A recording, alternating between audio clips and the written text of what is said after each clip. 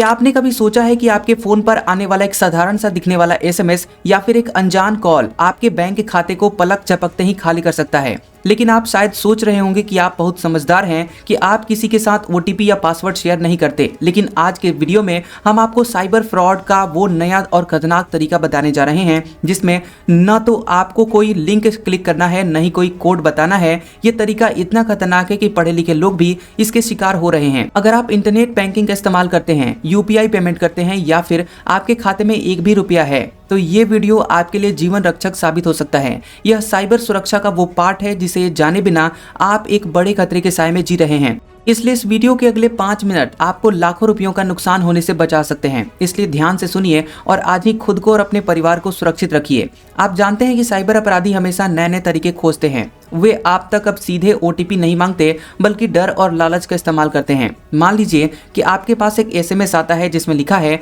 आपका बिजली बिल आज रात 10 बजे काट दिया जाएगा, या फिर आपका पैन कार्ड सस्पेंड हो गया है, तुरंत इस नंबर पर कॉल करें। तो आप घबरा जाते हैं और एसएमएस में दिए गए कस्टमर केयर नंबर पर आप कॉल करते हैं। जैसे ही आप कॉल करते हैं, दूसरी तरफ बैठा अपराधी खुद को बैंक या सरकारी विभाग का अधिकारी बताता है। वो बहुत ही विनम्र और पेशेवर तरीके से आपसे बात करता है और कहता है सर या मैम, आपकी समस्या हल करने के लिए आपको आपके फोन में एक छोटी सी एप्लीकेशन डाउनलोड करनी होगी। और यहीं से असली जाल शुरू होता है, जब आपसे एक ऐसी एप्लीकेशन डाउनलोड करवाया जाता है जिसका नाम आपने शायद ही सुना हो, जैसे एनीडेस्क या टीम व्यूअर।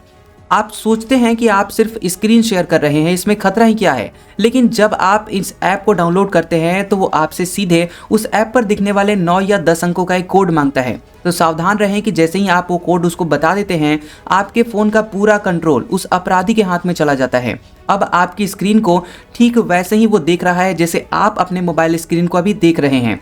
अब वो आपसे कहता है कि सर, अपनी समस्या जांचने के लिए केवल 1 रुपया आप ट्रांसफर करके देखिए कि आपकी समस्या का समाधान हो गया है या नहीं। अब आप भरोसा करते हैं, इंटरनेट बैंकिंग अपना खोलते हैं और अपना पिन डालते हैं। 1 रुपया ट्रांसफर करने के लिए यूपीआई पिन या नेट बैंकिंग पासवर्ड डालते हैं। बस यही आपने गलती कर दी। जब आपने अपना पिन या पासवर्ड डाला तो अपराधी ने स्क्रीन पर देखकर उसे नोट कर लिया। अब क्योंकि आपके फोन का कंट्रोल उसके हाथों में है, वह आपकी बिना अनुमति के आपके अकाउंट से बड़ी रकम ट्रांसफर कर सकता है। वह आपके सभी गुप्त जानकारी को भी देख सकता है। तो अब सवाल ये कि खुद को कैसे बचाएं। जीओबी न्यूज आपको 3 जरूरी नियम बताता है जिसे आप गांठ बांध लीजिए। नियम 1, अनजान ऐप से दूरी बनाइए। अपने बैंक या किसी सरकारी काम के लिए केवल गूगल प्ले स्टोर या एप्पल ऐप स्टोर का ही इस्तेमाल करें। किसी भी अनजान व्यक्ति के कहने पर AnyDesk, team viewer, quick support जैसे स्क्रीन शेयरिंग या रिमोट एक्सेस ऐप को कभी भी डाउनलोड ना करें।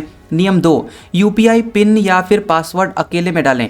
अपना UPI pin, net banking password या फिर डेबिट कार्ड का पिन डालते समय इस बात का विशेष ध्यान रखें कि आपकी स्क्रीन को कोई दूसरा व्यक्ति तो नहीं देख रहा है, चाहे वह डिजिटल माध्यम में ही क्यों ना हो। नियम 3, कॉल पर कार्रवाई नहीं। बैंक या फिर सरकारी विभाग कभी भी आपको एसएमएस भेजकर किसी भी ऐप को डाउनलोड करने या फिर किसी भी मोबाइल नंबर पर कॉल करने के लिए नहीं कहते हैं। किसी भी संदेह पर अपने बैंक की आधिकारिक वेबसाइट पर दिए गए टोल फ्री नंबर पर ही कॉल करें। गूगल पर ऑफिशियल नंबर खोजकर उस पर कॉल ना करें, क्योंकि कई बार ऐसा होता है कि वो फ्रॉड का नंबर होता है और आप फ्रॉड को गलती से कॉल कर देते हैं और आप अपने पैसे गंवा बैठते हैं। तो याद रखिए कि साइबर फ्रॉड का नया हथियार है भरोसा जीतना। आपकी सतर्कता ही आपका सबसे बड़ा सुरक्षा कवच है। अगर ये जानकारी आपके लिए उपयोगी थी और इसने आपकी आंखें खोल दी तो इसे लाइक करें। इस अत्यंत महत्वपूर्ण चेतावनी को अपने हर परिवार वालों और दोस्तों के साथ व्हाट्सएप पर शेयर करें ताकि वे भी इस खतरे से बचाव कर सके।